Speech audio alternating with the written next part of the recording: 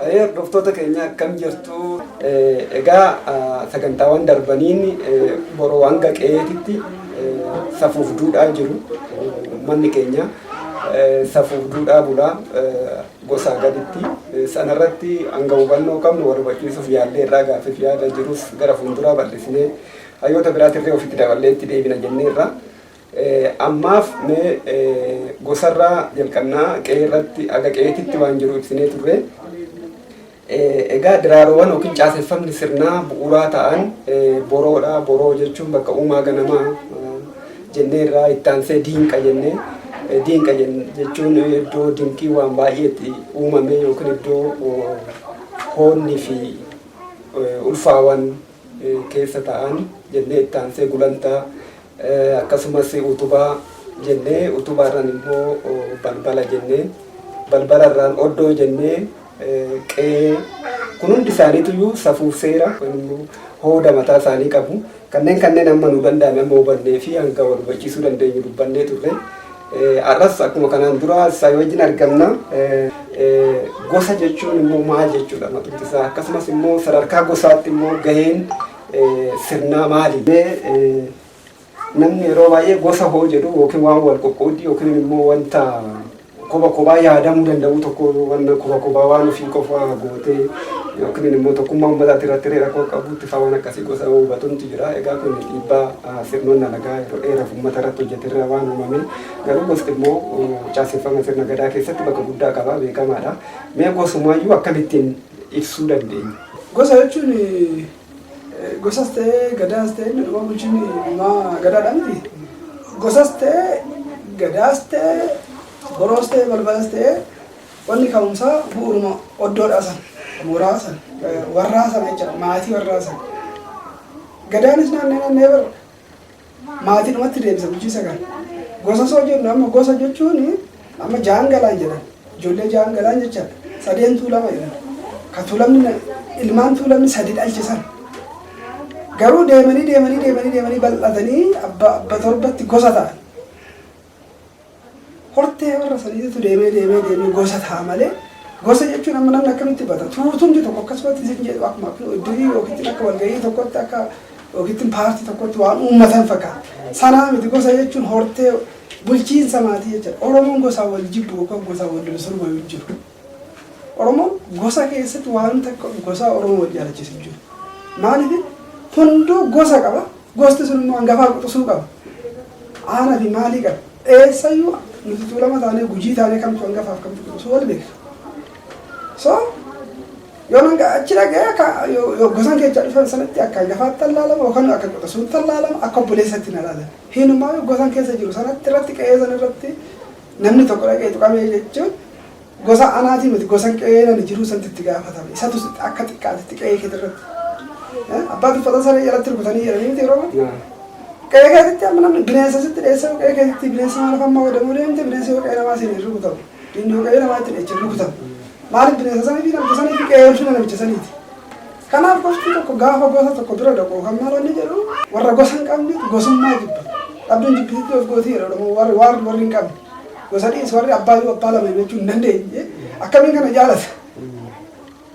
Gosa qabu jechuun abbaan qabu akka jechuudha. Warri yoo lakkoofte abbaa lama himachuu hin dandeenye janda lakkaa'ee abba torba gosa isaatitti gala. Kanaaf waan hin qabne immoo hin jibbita. Dhabduun jibbititti of gootii jedhu Oromoon durumayyuu waan hin qabneef nu jibbu. Oromoon akkamittiin Oromoo ta'een Oromoon hundi sun barii gosa bal'aadha miti immoo deemtee gosarraa gara biyyaatitti kan guddate. Oromtichi sunis beekama. Booranii fi Bahareen tokko jedhamu kunis gosumaan jira. Akkamitti yookaan Boorana yookaan Bahareen taatu himate san deebi'ee ibiddaa balbala Oromoo ni himannee akkamitti Oromoon gosummaa. Yoo gosa hin qabne gadaa maaliif gadaa barbaanne gosa keessa gadaan gosa keessatti kan ga'ee eenyutu dabarsee kan namichi sun miseensi isaa eenyu akka ta'e ilma eenyu akka ta'e maal kan calalee namichi sun goodate hin goodannee gadaa sana hulluu qisi achi ga'ee isaa eenyutu adda baasee kenna gosaa miti ilmi gosa hin qabne eenyu jalatti deemiti gadaadha eenyu wajjin godaan eenyu gammarraa baase. Bokkuun gosaan magarfama. Yoo gosti kiyya bokkuu hin qabaanne ulfaa sanaan yookiin kuusaa sun jira walitti qaban hayyichi gosa sana hoogganu sun inni miseensa isaanii beeka. miseensi isaa sun hanga kamtu seeraan hulluu kamtu ilma bitimaa kamtu ilma seerati kamtu ilma seerati miti eenyu maali sana isa tartiiba sana wal beekan namni miseensa hin qabne tokko miseensi tokko miseensi gadaan qabaatin akkamitti feechaa dhufa duumayyuu gadaa bidaa dhufuudha. Seerri immoo gadaa seera maal waraqaa keessa namichi gosa hin qabu. Oromoon mana hidhaan qabu poolisii hin qabu. Rakkoo tokko namichi tokko rakkoo tokko gaichaan gosti isaa eenyu jedhama. Gosa itti gaafata. Gosa itti gaafata. Maaliif gumaa gosa nyaata gumaa gosa baasa jechuun maaliif?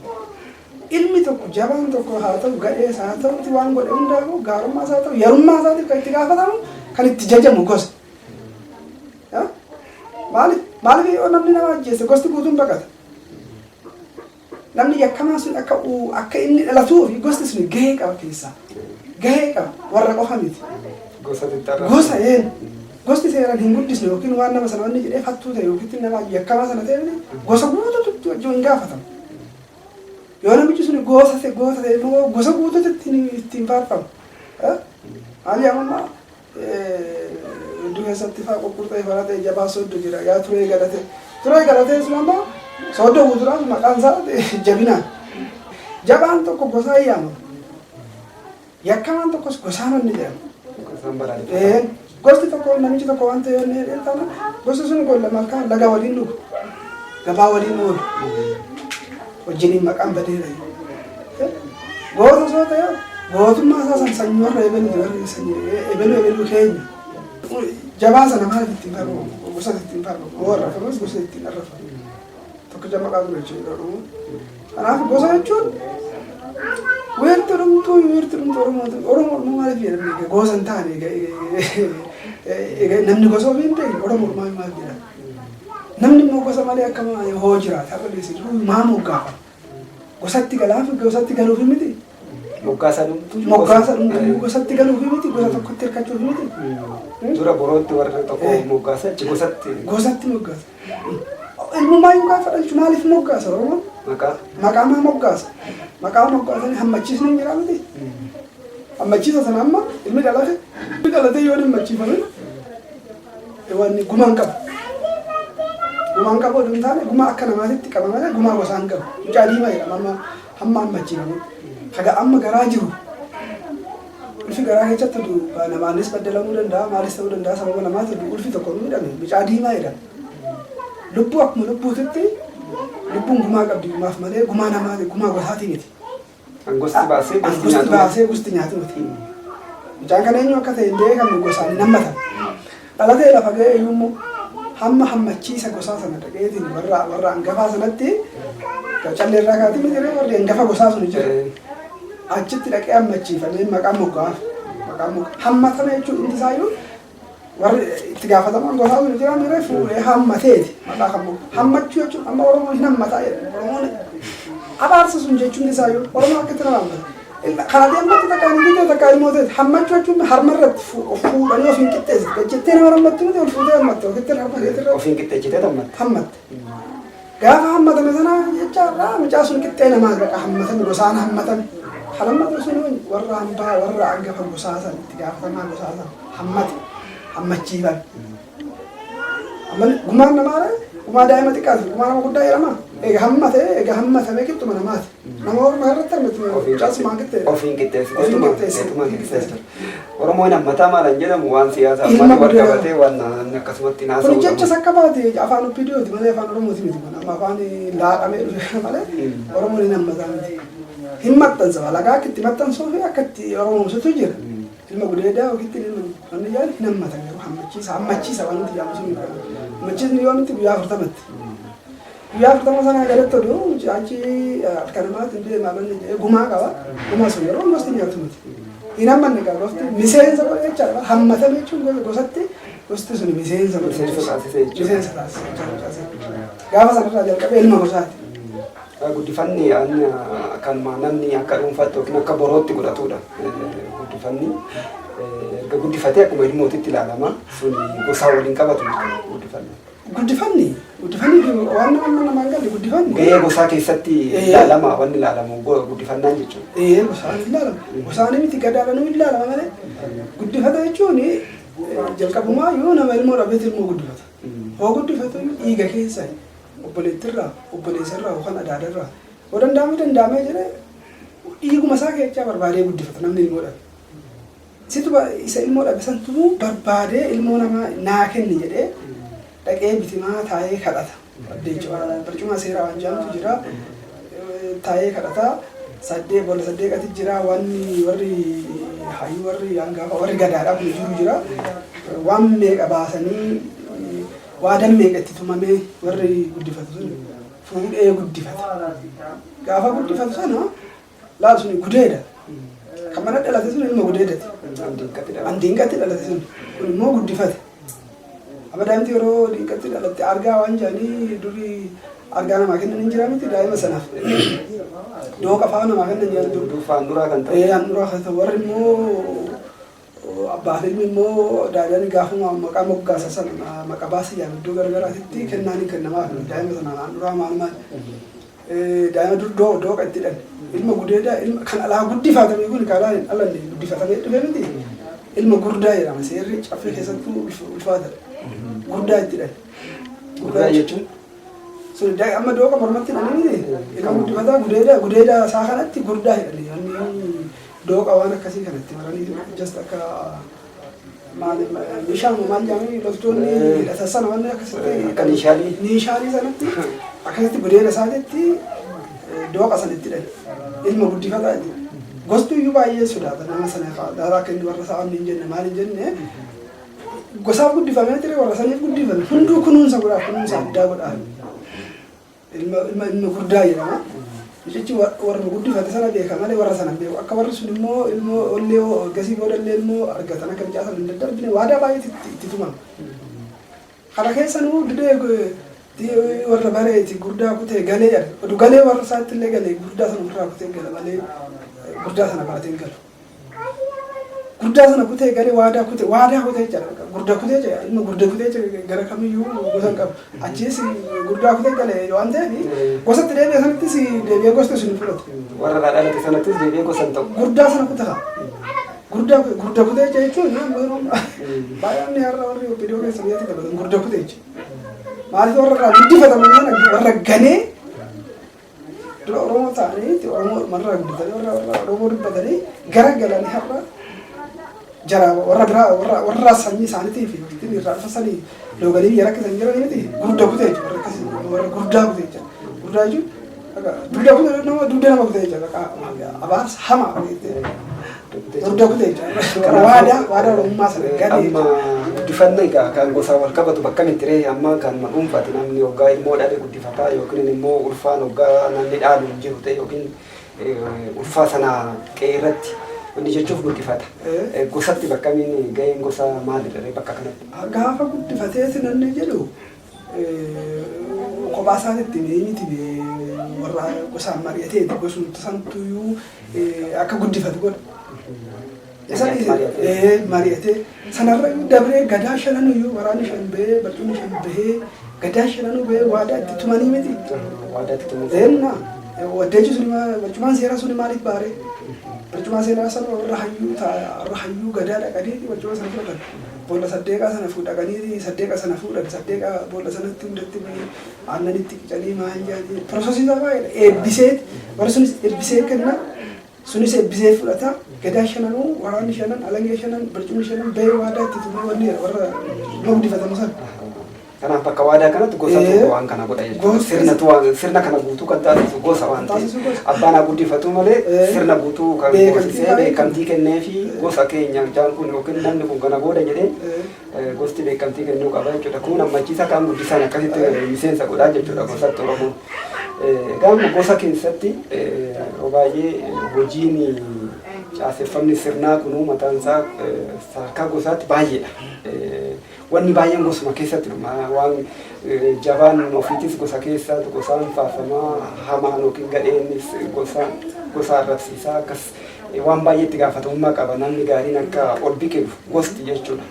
Egaa kun wanni saaphana guddaadha nama naamusaa fi namummaan guddisuu keessatti wanni caaseffamaa guddaa tokko jechuudha.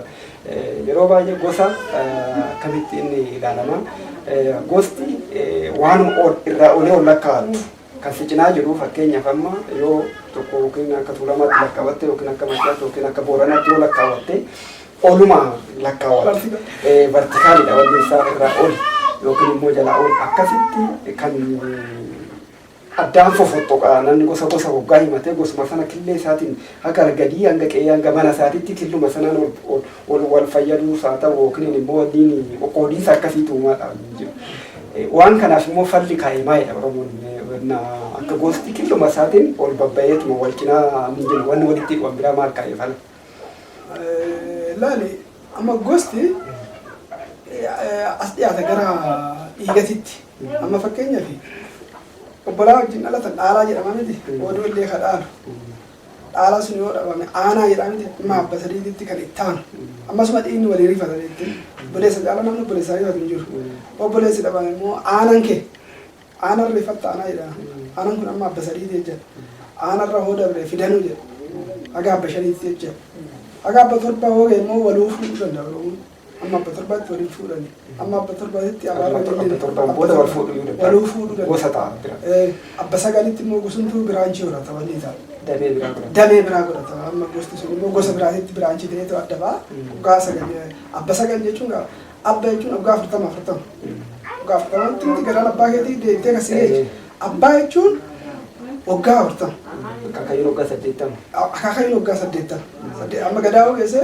80 akaakayyuu 40 abbaa keessa 80 akaakayyuu kiyyaa jedhamti waggaa 40tti garaan abbaa keetii si geesse abbaa jechuun akka muriitti 40 jecha kana fantoonni baay'ee amma 49 gaafa baasti 360 waggaa 360tti immoo gadaan kun deebi'ee naaroo gosti kunis deebi'ee gosa biraatitti adda ba'a amma fakkeenyaaf jaangala ijoolleen jaangala yookiin sadeentuu lama kun gaafuma dhalatan gosa ta'anii uumaman ilmaan abbaa sakkaat miti deemanii horanii gaafa sagal ta'anii abba sagal ga'an garuu sadeen sunuu kophaatti bahanii gosa ta'an maaliif gosti karnaatiin baay'ate sunis baay'ate sunis amma gosa sadi ta'an abba sagalii deemanii ammas immoo horan abba sagal gaafa gaara akkasitti dabbaa baatee gosa keessatti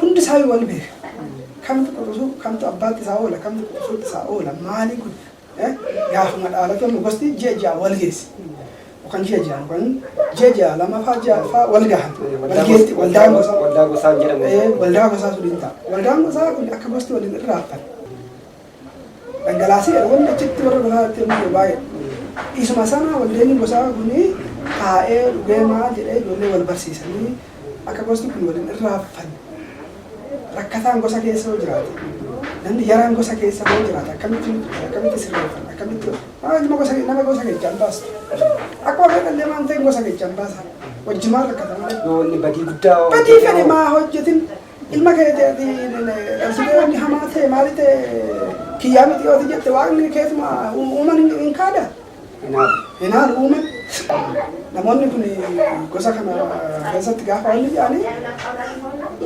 yakkaaf itti gaafatamuu rakkataa ofii gargaaruu biyya badde maaliif taasise wal sirreessuu kanaaf itti wanni wal gargaaru fakkeenyaaf amma namni akka dura Oromoon kadhataa fi deegaan qabu deegaa sana wanni rakkatee wanni jedhe gosa walitti fuudhee hirdee yookaan ulee bitaa yookaan maal godhaa fakkeenyi mana jaalata kennuuf danda'ee taa'u godhe osoo dadhabee wanni jedhee namicha bahee kadhattuun sun gosa warra ebeluuti jedha hunda itti qaana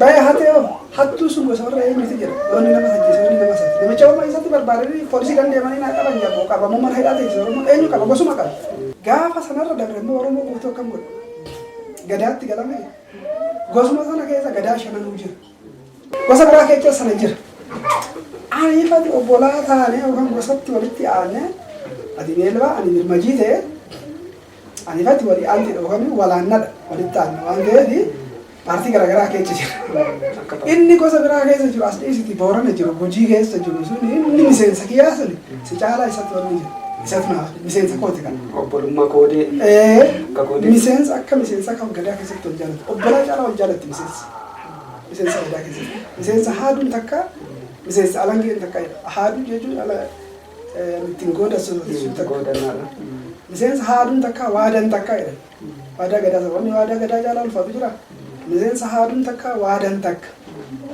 miseensi iccitii waliin baasu waliin galu wanni hin jedhu isatti ittiin arrafama.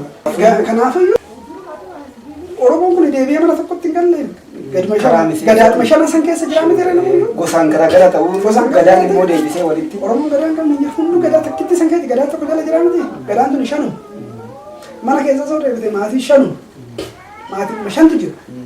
Meelaa namni tokko inni alata obboleessa hangafa qaba obboleessa quxisuu hin qabu bakkee kanatti amma namicha kanaa jennu kun obboleessa hangafa isaati kun obboleessa quxisuu isaati kun ilmoo isaati kun abbaa isaati kanaan achi jira namni dhalli namaa kun mana keessa soo laata namni dhalatee obboleessa quxisuutti isaa waliin dhabu walaannaa gadee jira an hangafa isaa ta'u dhabu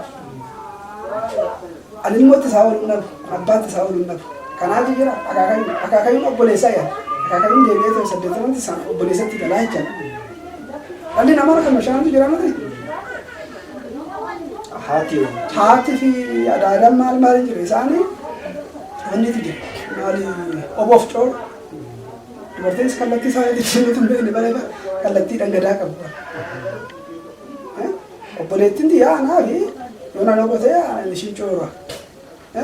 Wantoota baay'ee amma waan dhiirri godheetiin galu dubartiin beekamtii kennaa miti yoo ajjeesee gale ishii mirga kennaa ishiirraa dhalaa dibata ishiirraa harrittii fudhata ishiirraa maal ta'a gaafa goodatus ishiitu qabdu anni sana lafaa kaasa lafa lafaa kaasa wanni hunda dubartiin keessa jiran dhuma gaafuma goodattu bara obboleettiin gaafa goodatee galee inni namichi fixadhe jedhee malkaa bu'ee yookaan bittaa qalee geeraraa galu seentu balbalaa ittiin Gadaabaa kooti seera hin guunne maal goote waan abbaan kee godhe obboleettiin seentu balma isaatti kutte kanan godhe jabina akkasii raawwadhe waamee qarza mirga isaa himatee kanan godhe jedhee dhageessifatee biyya na dhuguma bakka yaani ishiin seesiste manuma isaatti jechuudha.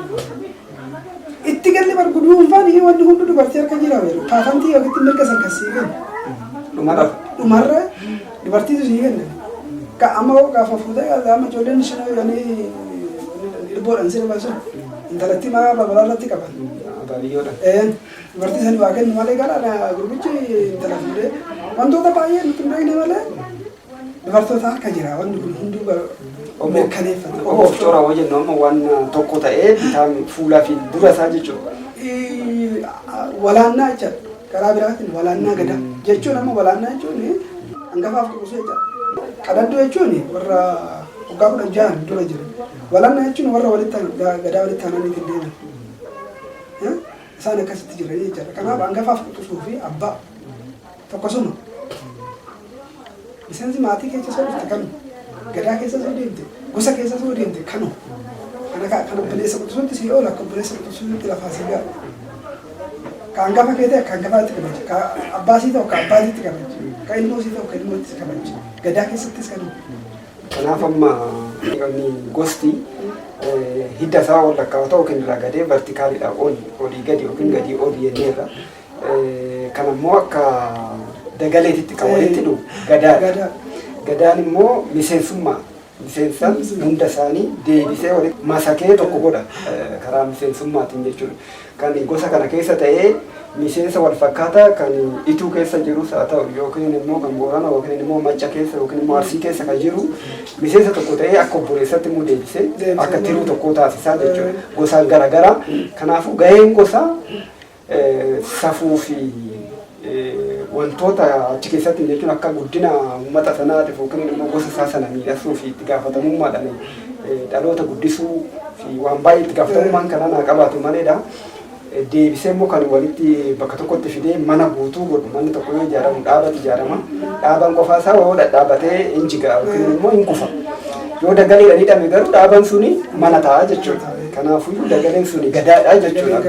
Dhaabaa akka gosaatti yoo fudhanne otoo dhaabaan hin jiraatin dagaleenis hin jiraatu. Immoo otoo wanni dagaleen hin jiraatin dhaabanis kophaa dhaabateetu of dandeetu mana yookiin immoo soraan baatu yookiin baaxiin baatu.